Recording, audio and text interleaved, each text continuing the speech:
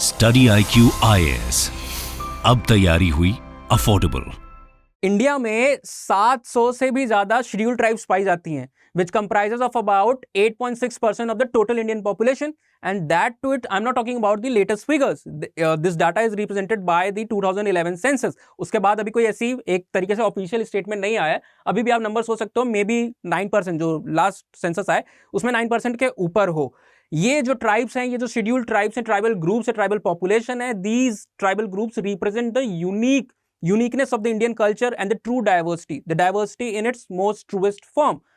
पर क्या आप जान सकते हो या ऐसा मान सकते हो कि इन 700 से भी ज्यादा शेड्यूल ट्राइब में या फिर ट्राइबल ग्रुप्स में, ट्राइबल पॉपुलेशन में कोई एक ऐसी ट्राइब है जो हेड हंटिंग जैसी चीजों की प्रैक्टिस करती हो, हेड हंटिंग की प्रैक्टिसेस जिनके कल्चर का, जिनके कस्टम का पार्ट हो। नमस्कार, मैं उत्कर्ष सिंह एंथ्रोपोलॉजी के इस नए लेक्चर में, इस नए सेशन में आज आपसे बात करने वाला हूं the head hunting tribes of India. जी हाँ, यहाँ पे आप देख रहे हो आपके स्क्रीन पे एक इंडिविजुअल आपको कई सारे स्कल्स को, स्केलेटन रिमेन्स को कलेक्ट करके, डिस्प्ले करके उसको एक साइड सॉर्ट ऑफ एग्जामिन कर रहा है। और कई सारी इस तरीके की भ्रांतियां जो हैं, कई सारे ऐसे प्रिजम्पशंस होते हैं हमारे कि नॉर्थ ईस्ट की कई सारी ट्राइबल ऐसे ग्रुप हैं जो अलग अलग तरह की प्रैक्टिसेस करती होती है, जिस वजह से कई बार हम डेरोगेटरी टर्म्स में अपने प्रिजम्पशन के कारण उनको ट्रीट करते हैं। वो हमसे मिलते हैं तो हम उस तरीके का, अगर आपको दिल्ली में या किसी और भी मेनलैंड पार्ट में अगर कोई student as a population of those tribal group वहां पे आपको देखने को मिलता है, तो आप इस तरह के रिमार्क्स या क्वेश्चन या फिर किसी ह्यूमरस वे में भी, जो शायद उनके लिए उतना ह्यूमरस ना हो, उस तरह के लहजे में आप आपसे बात कर सकते हो। तो ऐसी एक प्रैक्टिस पे जिसके अराउंड कई सारे प्रिजम्पशंस हैं, कई सारे बिलीव्स हैं, कई सारे एक तरीके से मिस्टेकन आइडेंटिटी का केस यहाँ पे डेवलप होता है, उस चीज के ऊपर हम आज के लेक्चर में यहाँ पे बात करने वाले हैं। हम बात कर रहे हैं नॉर्थ ईस्ट में नागालैंड और भी कई अगल बगल के वहां के नॉर्थ ईस्टर्न स्टेट्स में पाई जाने वाली नागा ट्राइब्स की। नागा ट्राइब्स की अगर आप बात करें तो एक बड़ा कल्चरल ग्रुप है, एक बड़ा एथनिक या फिर आप कह सकते हो ट्राइबल ग्रुप है। लास्ट फ्यू लेक्चर्स में भी हमने बात की थी कि Naga as a cultural group, as a tribal group के अंदर भी अलग अलग विलेजेस में, अलग अलग रीजन्स में कई सारे सब ग्रुप्स आते हैं, जिनको आप सब कल्चरल ग्रुप कह सकते हो, कुछ लोग सब एथनिक ग्रुप्स कहते हैं, कुछ लोग सब ट्राइबल ग्रुप्स कहते हैं। आपके ऊपर है, आपके पास फ्री हैंड है, आप किसी भी तरीके से यूज करो। कुछ ना समझ में आए तो then you can use this sub groups concept only. तो आप देख रहे हो नागा एक बड़ा ट्राइबल आइडेंटिटी का ग्रुप है, जिसके अंदर में हम बात करते हैं तो रेंगमा नागाज हैं, लोटा नागाज हैं, अंगामी नागाज हैं, आओ नागाज हैं एंड कोनियक नागाज हैं। ये सारे इसके अंदर सब ग्रुप्स हैं। तो इनमें से कई सारे ऐसे ग्रुप्स हैं जिनके बीच में you can never be sure अगर आप एंटिक्विटी में जाते हो, क्योंकि आपको इस प्रैक्टिस की ये नहीं पता कि ये कितने पुराने समय से चली आ रही है। किसी के पास कोई रिटन डॉक्यूमेंटेड एविडेंस नहीं है। आप जितना पीछे जाओ, जितने पुराने रिकॉर्ड्स मिले, वहां पे ऐसा आपको देखने को मिल जाता है, सुनने को मिल जाता है, उन रिकॉर्ड्स में ये रजिस्टर्ड मिल जाता है कि हेड हंटिंग टाइप की प्रैक्टिसेस या फिर हेड हंटिंग की जो प्रैक्टिसेस है वो नागा ट्राइब के बीच में चलती थी। कई सारे ट्राइबल ग्रुप, इन सब में से जो हमने नाम दिए, और कई और भी ग्रुप्स हैं, इनके में सब ग्रुप जो है वो इस प्रैक्टिस को, इस कस्टम को बहुत लंबे समय तक चलाते आए हैं, प्रैक्टिस करते आए हैं। और इनमें से एक जो है, जो यहाँ पे हम बात करते हैं, the Konyak Nagas, these were the last to stop this practice. सबसे अंत में, क्योंकि ये आप देखते हो लेटर पीरियड में, पहले तो क्रिश्चियन इंट्रूजन जब हुआ, जब यूरोपियन इंट्रूजन हुआ, तो उन लोग की वजह से भी आप कह सकते हो एक तरीके से लीगल रेगुलेशंस के तौर पे, या फिर पोस्ट इंडिपेंडेंस जो कई सारे आप कह सकते हो प्रोविजंस आए, उसके कारण इस प्रैक्टिस को फाइनली बैन कर दिया गया। लेकिन तब तक ये चल रही थी, बहुत सारे ग्रुप्स में थी। लास्ट टू स्टॉप दिस, या फिर लास्ट टू एक तरीके से आप कह सकते हो cease to follow this custom was the Konyak Nagas. अब यहाँ पे बात करते हो कि प्रैक्टिस में होता क्या था, तो ये एक तरीके से बहुत सारे ट्राइबल ग्रुप के बीच में था। और ये क्यों होता था? ये हेड को हंट करने का एज अ ट्रॉफी। आप देखते हो, आप आईसीसी वर्ल्ड कप में जाओ, है ना, ऐसा तो नहीं होता कि आप जीत के मैच जीत के खुशी मनाई, आप घर चले गए। एक बहुत इंपॉर्टेंट प्रेजेंटेशन सेरेमनी होती है, जिसमें जो भी कैप्टन होता है और बाकी उसकी टीम होती है, उसको on the dice, on the stage बुलाया जाता है और वो उसकी ट्रॉफी को पकड़ाया जाता है। वो डिस्प्ले होता है और सारे लोग उस समय, फायर क्रैकर्स हो रहे हैं, फायर वर्क, सारी चीजें होती हैं, एक तरीके से डिस्प्ले ऑफ प्राइड या फिर डिस्प्ले ऑफ दिस सेलिब्रेशन में वो सारी चीजें आपको देखने को मिल रही होती है।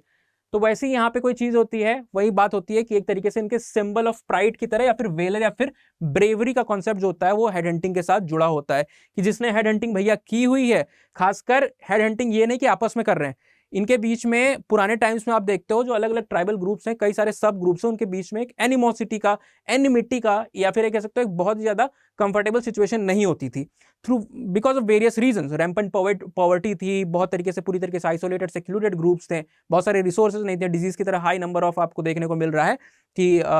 डेथ्स होती थी। तो कई बार थेफ्ट की कंडीशन हो सकती है या फिर मल्टीपल अलग ऐसे ओकेजन्स होते थे जिसमें ये एनिमी ग्रुप जो होता था, जिसको ये अपना एनिमी कंसीडर करते थे, उसके हेड को हंट करते थे। और स्पेशल एक तरीके से आप कह सकते हो नाइफ, या फिर नाइफ भी नहीं कहोगे क्योंकि वो नाइफ से काफी बड़ा होता है, आई एम नॉट श्योर उसको एग्जैक्टली क्या टर्म यूज होता था उसके लिए। इन द लाइव सेशन अगर हमको ये बात डिस्कस कर रहे होंगे तो हम उसके अलग अलग डायग्राम्स को यूज करके उसका जो ओरिजिनल टर्म वहाँ पे यूज होता है उनकी ट्राइबल कम्युनिटीज के बीच में, उसको कभी डिस्कस करेंगे। लेकिन उसी के थ्रू ये उसके गर्दन को काटते थे और हेड हंट करते थे, और वहां से फिर हेड को क्या करते थे, ये ले आते थे। ये नहीं कि हेड काट के वहां पे छोड़ दिया, छोड़ भी सकते थे क्योंकि जो प्राइड इनकी एसोसिएटेड है, जो सिंबॉलिक रिप्रेजेंटेशन हो रहा है, एंथ्रोपोलॉजी में हम सिंबॉलिक स्कूल को पढ़ रहे होते हो, हर चीज के पीछे के सिंबॉलिज्म को ढूंढना चाहते हैं, इंटरप्रिटेशन को ढूंढना चाहते हैं, तो वहां पे छोड़ भी सकते थे, पर कोई मानेगा नहीं, है ना। आप अगर मान लो कि स्कूल में जाते हो या फिर कहीं कंपटीशन में जाते हो कॉलेज के लेवल पे, या फिर इंटर स्टेट डिबेट में जाते हो, कहीं पे भी जाते हो, तो आपने अपने दोस्तों को बताया हुआ कि मैं वहां पे गया हूँ, इस जगह पे गया हूँ, ठीक है, और आप वापस आते हो, आप कहते हो कि मैं जीत गया हूँ, तो अब वो जीतने के लिए आपने कैसे मानेगा कि सामने वाला इंसान किस तरीके से माने कि आप जीत गए? कोई उसकी इंटरनेशनल कवरेज तो हो नहीं रही है क्योंकि स्कूल या फिर कॉलेज का इवेंट है, कोई एक तरह से आपके न्यूज़पेपर में भी किसी तरह से आर्टिकल नहीं छपा हुआ है कि भैया इन्होंने जीता हुआ है, तो आप किसी मेडल या ट्रॉफी के थ्रू ही तो ये प्रूव करोगे कि हाँ ये देखो ये सर्टिफिकेट है या फिर ये मेडल या ट्रॉफी है, मैं इस बात को वो करता हूँ, सर्टिफाई करता हूँ, उस पर लिखा हुआ है कि मैं इसको जीत के आया हूँ। तो सेम वही चीज होती है कि काट के छोड़ भी सकते थे सर को वहां पे, लेकिन जस्ट फॉर द एक तरीके से रिप्रेजेंटेशन या फिर एविडेंस के तौर पे वो उसको लेके आते हैं, कैरी करके ले आते हैं वापस अपने साथ अपने गांव में। जो भी उनके नेटिव्स होते हैं, जो भी इनमेट्स होते हैं, जो बाकी सब उनके दोस्त होते हैं, बाकी विलेज के जितने भी लोग होते हैं, एल्डर्स हैं या फिर जो यंगर जनरेशन है, सब लोग एक तरीके से सेलिब्रेशन का माहौल होता है क्योंकि आप जीत के आए हो। और इसके बाद यूजुअली एक सेलिब्रेशन डांस भी होता है जिसमें वो नागा की ट्रेडिशनल जो कॉस्ट्यूम होती थी वो उनको देखने को आपको मिलेगा कि वो पहन रहे हैं, ठीक है। और इसको लेके आके क्या करते थे, या तो दीवालों के ऊपर, इसको दीवालों के ऊपर अपने घर के बाहर, वो वहाँ पे बैम्बू के कई सारे उनके घर होते हैं और भी कई सारी चीज़ों को यूज़ करते हैं वो अपने हाउस के कंस्ट्रक्शन में, वहाँ पे उसको टांग देंगे, लटका देंगे। या फिर हो सकता है कहीं पे और ऐसी जगह पे जहाँ पे पब्लिक डिस्प्ले पॉसिबल हो, उस जगह पे वो उसको एक तरीके से वहां पे हैंग कर रहे होंगे या फिर चिपका देंगे या फिर किसी भी तरीके से उसको हैंग अराउंड कर रहेंगे वहां पे, ताकि बाकी लोग देख सके, कम्युनिटी के जितने भी दूसरे लोग हैं। या फिर क्या करेंगे, स्पेशल बास्केट्स आती थी, उस बास्केट्स में वो रख देंगे, है ना। लास्ट इमेज आपने देखा वहां पे एक जगह पे कई सारी रखी हुई थी, तो उनके पास तो काफी सारा था, यूजुअली इतने ज्यादा अमाउंट में नहीं होता है, वो एक ग्राफिक रिप्रेजेंटेशन रहा होगा। और 2 से 4 या 5 जितने भी होते हैं वो उसको एक बास्केट में, स्पेशल बास्केट होती है, उसमें वहाँ पे डिस्प्ले पर्पस के लिए रख देते हैं, ताकि कोई आए तो वो देख के समझे कि हाँ इनके यहाँ पे इतनी सारी हेड हंटिंग हुई है। अब आप देखते हो जब ये पूरा माहौल चल रहा होता था, है ना, ये प्री यूरोपियन हम बात कर रहे हैं कि इसकी एंटिक्विटी किसी को नहीं पता है कि ये कब से है, तो प्री यूरोपियन टाइम से जब यूरोपियन का एडवेंट हुआ, खासकर ब्रिटिशर्स जब आना शुरू किए, कल्चरल कांटेक्ट हुआ नॉर्थ ईस्ट, खासकर नॉर्थ ईस्ट में भी ये तो काफी ज्यादा जो आप कह सकते हो इंटीरियर्स में है, वैसे एरियाज में पाए जाते हैं। तो इनके साथ जब ये कल्चरल कांटेक्ट पॉसिबल हुआ, उस समय से पहले से ये चीजें चलती आ रही है। और ये लोग जब एक दूसरे के गांव में, दूसरे रीजन्स में या इंटर स्टेट ट्रेवल कर रहे होते थे, नॉर्थ ईस्ट के कई सारे स्टेट हैं, वहाँ मिजोरम में कभी कर रहे हैं, अरुणाचल में अगर वो ट्रेवल करना चाह रहे हैं, या फिर असम बॉर्डरिंग एरिया है वहाँ का नागालैंड से, तो उन सब रीजन्स में जब ये ट्रेवल कर रहे होते थे, तो आज के ऐसे मॉडर्न मीन ऑफ कम्युनिकेशन तो है नहीं, बाय फुट या फिर किसी अलग तरीके से ये ट्रेवल कर रहे होंगे, तो इनको बीच बीच में स्टे करना होगा अलग अलग लोकेशंस पे, वहाँ पे स्टे करके हो सकता है थोड़ा समय करें, चिल्ड आउट करें, या फिर आप कह सकते हो कंफर्टेबल होए, फिर उसके बाद फर्दर जर्नी को कंटिन्यू करें। लेकिन ये वहां पे स्टे करना भी इनके लिए इतना ज्यादा नहीं होता था। कई सारे डॉक्यूमेंट्रीज आप देखोगे तो वो अपना फियर एक्सप्रेस कर रहे होते हैं कि उस टाइम ये इतना ज्यादा इंपॉसिबल था। एक तो आप पूरी जर्नी करके थक चुके हो, और उसके बाद जब आप बैठते हो कहीं पे अरेस्ट करने की सोचते हो, तो आपको हमेशा ये रहता है कि कोई एम्बुश न कर रहा हो, कोई वहां पे छुपा ना हो झाड़ियों के पीछे, जो इस फिराक में हो, है ना, कि कोई यहाँ पे दूसरी ट्राइब का, एलियन ट्राइब का, या फिर एनिमी ट्राइब का, एनिमी सब ग्रुप जो है वहां का, या फिर नेबरिंग विलेज का, जिनके साथ उनके रिलेशंस अच्छे नहीं है, एनिमोसिटी है दोनों के बीच में, वो आए तो हम उस पर तुरंत अटैक कर दें। तो जो भी वहां पे रेस्ट कर रहा होता था, जो भी ट्रेवल कर रहा होता था, उस ट्रेवलर के मन में या फिर ट्रेवलर का जो ग्रुप है उसके मन में हमेशा ये फियर रहता था कि कभी अटैक ना हो जाए हम पे थ्रू दिस पॉइंट। तो यहाँ पे आप देख रहे हो वही पॉइंट है कि हमेशा विदाउट फियर कभी ये ट्रेवल भी नहीं कर सकते थे, इतनी प्रॉब्लम्स हुआ करती थी। ये जो प्रैक्टिस आप देख रहे हो,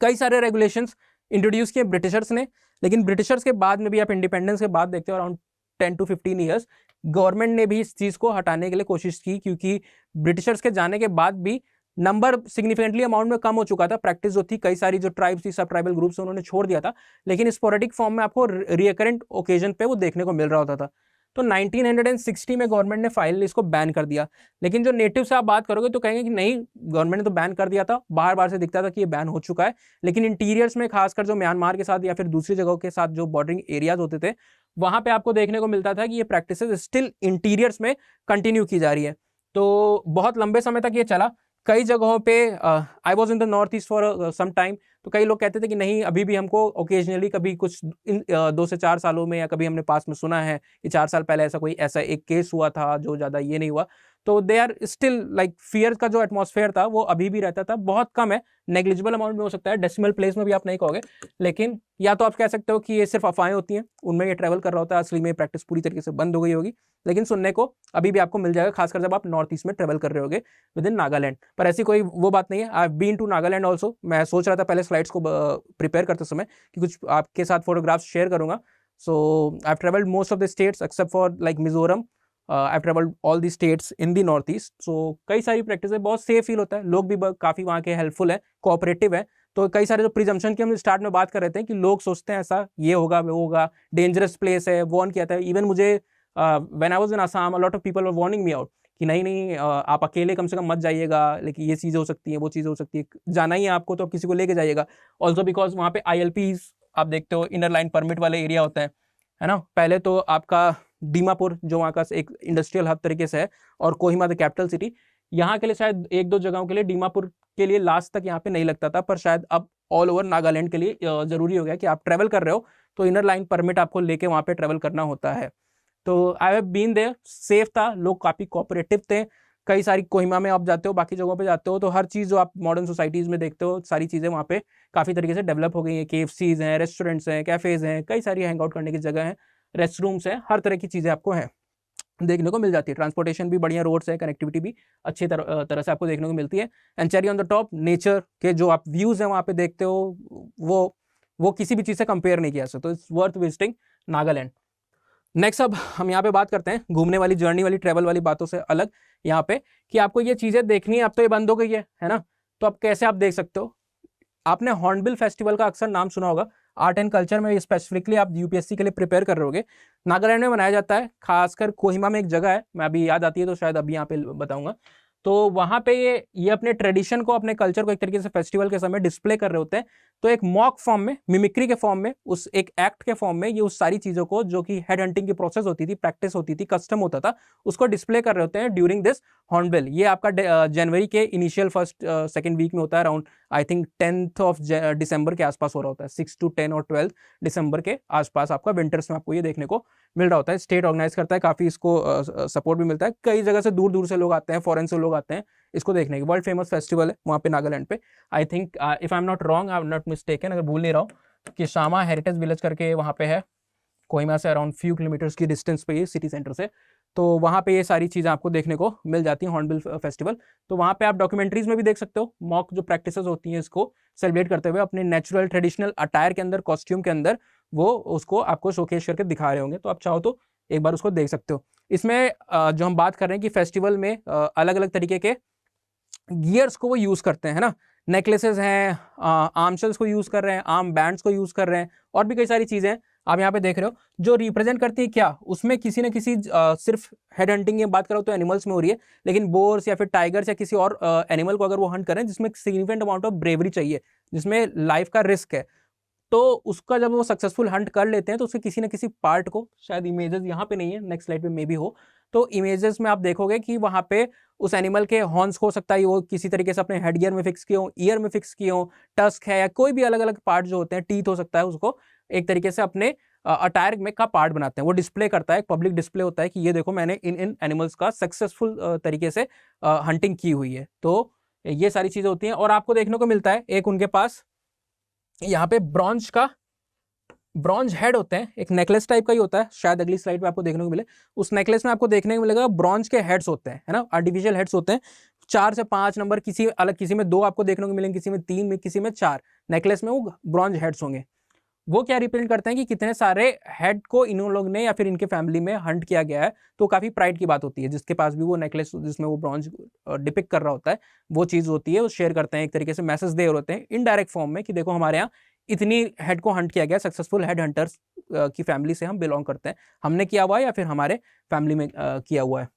या फिर हमने अकम्पनी किया हुआ है। फैमिली में अगर आप बात करते हो तो किसी की हेड हंटिंग के समय आप अकम्पनी करते हो। ड्यूरिंग अर्लियर एज, चाइल्ड जब होते हो आप, तो हो सकता है आप कोई जो हेड हंटिंग करते तो उनके पेरेंट्स के साथ या किसी एल्डर के साथ गए हो और वो पार्ट थे उस, एक तरीके से आप कह सकते हो, ट्रिप नहीं बोल सकते हो, लेकिन उस प्रैक्टिस का, उस कस्टम का वहाँ पे उन्होंने देखा हुआ है। तो ये सारी चीज़ें हो गई, हम इसको बता रहे थे कि हेड हंटिंग किस तरीके से होती है। एक बहुत ही प्रोमिनेंट नाम आता है, हम वेरियर एल्विन की डिस्कशन कर रहे थे। ब्रिटिश एक तरीके से ट्राइबल एक्टिविस्ट थे, एंथ्रोपोलॉजिस्ट और एथनोलॉजिस्ट थे। लास्ट लेक्चर में हमने, फ्यू लेक्चर बैक हमने उनके ऊपर बात की। उनके साथ बीच में अगर आपने ध्यान दिया होगा वीडियो में, पूरा वीडियो देखा होगा, तो CVF हाइमनडॉर्फ की भी हमने बात की थी। क्रिस्टोफर फ्यूरर वॉन हाइमनडॉर्फ जो है, ये ब्रिटिश नहीं थे, ये actually I think Austrian anthropologist थे। ये इंडिया में आए हुए थे same time around second world war के समय आए थे, और हैदराबाद के, आंध्रा के रीजन में इन्होंने कई सारी ट्राइब पे, हिल रेडीज के ऊपर कई सारे जो ग्रुप्स हैं उनके ऊपर काम किया हुआ था। बाइसन जो ग्रुप्स हैं उनके ऊपर इन्होंने काम किया हुआ था। देन इन्होंने नागास के साथ इनका खास अटैचमेंट था, और नागास के ऊपर इन्होंने 3 टाइम एक तरीके से आप कह सकते हो वर्क किया हुआ। जो सबसे पहले आपको देखने को मिल रहा है 39 में, जो बैगास का हमने बात करे थे, वेरियल एल्विन का, उसी साल में इन्होंने यहाँ पे नेकेड नागास करके एक बुक निकाली थी 1939 में। उसके बाद वापस से कोनियक नागा, जो हेड हंटिंग नागा जो हमने जिनको कहते हैं, अराउंड 30 ईयर्स बाद उनके ऊपर वर्क किया। अपातनीज की हमने बात की थी 1962 में, although it is not related to Nagas, Arunachal की ट्राइब है, अभी न्यूज में भी थी कुछ समय पहले। अपातनीज के ऊपर भी इन्होंने काम किया हुआ था, और ये as a case study, as a model use किया गया था कि क्यों हमें आइसोलेट करके रखना है ट्राइबल्स को, क्यों उनको इंटीग्रेट नहीं करना है, या फिर हमें उनके पास नहीं जाना है, अपनी प्रोसेस, अपने डेवलपमेंट वर्क को उन तक नहीं पहुंचने देना है। लास्ट लेक्चर आप देखोगे जहाँ पे हम वेरियर एल्विन का डिस्कशन कर रहे हैं, तो इस चीज़ को वहाँ पे डिटेल में, अभी हम वापस उसमें नहीं जाएंगे, सेम चीज़ रिपीटेटिव होगी, टाइम ज़्यादा होगा, एक्सटेंड होगा। तो आप अपातानीज का देख सकते हो, यहाँ पे क्रॉस कर दे रहे हैं क्योंकि नागा से रिलेटेड नहीं है, क्योंकि इंपॉर्टेंट था, इसलिए मैंने यहाँ पे यूज किया हुआ है। देन अगेन वो इस चीज को जब यहाँ पे कर चुके होते हैं अपने वर्क को नागास के बीच में, कुछ साल बाद वो एक कंपैरेटिव स्टडी करने जाते हैं 76 में, the return of naked Nagas. कितने साल हो गए थे अराउंड उनको यहाँ पे 35 के आसपास या 37 के आसपास ईयर्स हो गए थे नेकेड नागास पे वर्क किए हुए। तो वापस एक कंपैरेटिव एनालिसिस करने जाते हैं कि अब इतनी सारी जो मॉडर्नाइजेशन, ग्लोबलाइजेशन की प्रैक्टिसेस हैं, इंडस्ट्रियलाइजेशन हो रहा है, कल्चरल कॉन्टैक्ट हो रहा है, उसके बाद अब नागास के बीच में क्या चीजें देखने को मिल रही है। तो कंपैरेटिव वर्क किया हुआ है हाइमनडॉर्फ ने कोनियक नागास और नेकेड नागास की, जो आप बात करते हो नागास की कई सारी कम्युनिटीज के बीच में। सबसे इंपॉर्टेंट बात क्या है, राहुल सांस्कृतायन का शायद आपने नाम सुना होगा। हिंदी साहित्य की आप बात करते हो या फिर हिंदी लिटरेचर की आप जब बात कर रहे होते हो, तो काफी इंपॉर्टेंट वो थे, यात्रा वृतांत लिखते थे। तो इनकी जो आप पढ़ोगे, कई सारे लोग भी कहते हैं, मैंने भी पढ़ी हुई है इनकी जो नेकेड नागास है, एज अ पार्ट ऑफ मुझे एक तरीके से आप कह सकते हो टाइम पास के लिए मैंने इनका जो वर्क है वो पढ़ा हुआ था। तो जो स्टाइल ऑफ राइटिंग है इनकी, वो किसी पर्टिकुलर एथनोग्राफ की तरह नहीं है। जैसे एंथ्रोपोलॉजी में आप किसी भी बुक को लिख रहे होते हो, तो ऐसा नहीं कि आप नोवेल की तरह उसको स्टोरी की तरह लिख रहे हो, उसमें अलग अलग चीज़ें होती हैं। आपको रिसर्च के बारे में अपने बताना होता है, किस तरीके से आपने रिसर्च की हुई है, क्या क्या पॉपुलेशन को आपने कवर किया है। उसके अलावा आप चैप्टर्स में बांटते हो कि ये मैरिजेस है, ये किनशिप है, यहाँ पे आप बात कर रहे हो पॉलिटी की बात कर रहे हो, सोशल ऑर्गेनाइजेशन की बात कर रहे हो, और भी कई सारी चीज़ें होती हैं जिसमें आप डिवाइड करके उन चीज़ों को डिस्कस कर रहे होते हो। लेकिन इन्होंने एक तरीके से जर्नी के पॉइंट ऑफ व्यू से बात किया है कि मैं यहाँ पे गया, आप बताते हो जैसे व्लॉगिंग, मॉडर्न सेंस में आप बात कर सकते हो, व्लॉगिंग होती है, लोग करते हैं कि आज हम यहाँ पे आए हुए हैं, ये चीज़ कर रहे हैं, उसी फॉर्म में है, और काफ़ी इंटरेस्टिंग रीड है। आप अगर एंथ्रोपोलॉजी में आपका उतना इंटरेस्ट ना भी होगा, तो भी अगर आप इसको पढ़ोगे तो आपको एक काफ़ी एक तरीके से ल्यूसिड रीड लगेगी। अगर आपको सही कॉपी मिल गई, जो ज़्यादा पुरानी एडिशन नहीं हुई, नया रीप्रिंट आपको मिल गया, तो आपको इंटरेस्ट आएगा इसको पढ़ने में। कई सारी चीज़ें इन्होंने डिस्कस की हुई, इसमें नागास के कल्चर या फिर हेड हंटिंग जो ट्राइब्स थी उससे, और ये एक हेड हंटिंग का खुद भी पार्ट बने थे, जहाँ पे ब्रिटिशर्स जो थे इनके साथ गए हुए थे, एक आर्मी को लेके गए हुए थे। वहाँ पे एक गर्ल को एबडक्ट कर लिया गया था, किडनैप कर लिया गया था, तो उसको ये लोग छुड़ाने गए थे, और वहाँ से हंट करके ले आए थे कुछ एक कह सकते हो हेड्स को, और सारे के सारे ट्राइबल ग्रुप जो थे नागास के, उनके बीच ही एक तरीके से वो हो गया कि ये किसको देंगे। हाइमनडॉर्फ और उनकी जो टीम थी जो लेके आए थे ये हेड, तो सब लोग कहने लगे कि आप हमको दो, आप हमारे यहाँ स्टे किए थे, नहीं आप हम हमारी हेल्प लिए थे, आप हमसे ये बात हुई थी आप हमारी, तो आप हमको दो। तो हेड्स तो कम थे और मांगने वाले बहुत ज़्यादा थे। तो काफ़ी फनी डिस्कशन है वो, आप इसमें जाके देख सकते हो। और बात जो इन्होंने ट्राइब के ऊपर बताई हुई है, कई सारी चीज़, स्टेटस ऑफ वुमेन के ऊपर काफ़ी कमेंट्री है। वहाँ पे आप देखते हो जो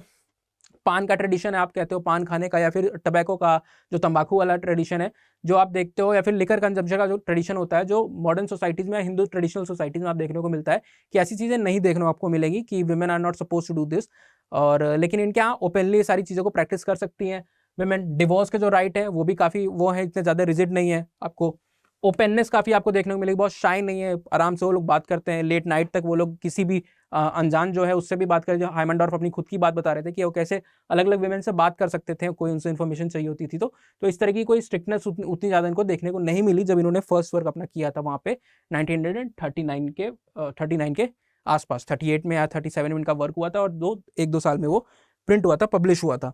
तो एक तरीके से स्टेटस ऑफ वुमेन को काफ़ी हाई रिगार्ड्स में वहाँ पे, हाई लाइट में वहाँ पे दिखाते हैं कि कंडीशन कितनी अच्छी है, वो बातें यहाँ पे दिखा रहे होते हैं। तो ये हो गया हमारा आज का नेकेड नागाज या फिर दी हेड हंटिंग नागाज, कोन्यक जो लास्ट ट्राइब थी या लास्ट ट्राइबल ग्रुप था, सब ग्रुप था जिन्होंने इस प्रैक्टिस को गिव अप किया। नेक्स्ट लेक्चर में हम किसी और मज़ेदार पॉइंट के साथ या किसी और मज़ेदार टॉपिक के साथ आपके सामने वापस आएंगे। Till then enjoy and have a nice day. Study IQ IAS, अब तैयारी हुई अफोर्डेबल।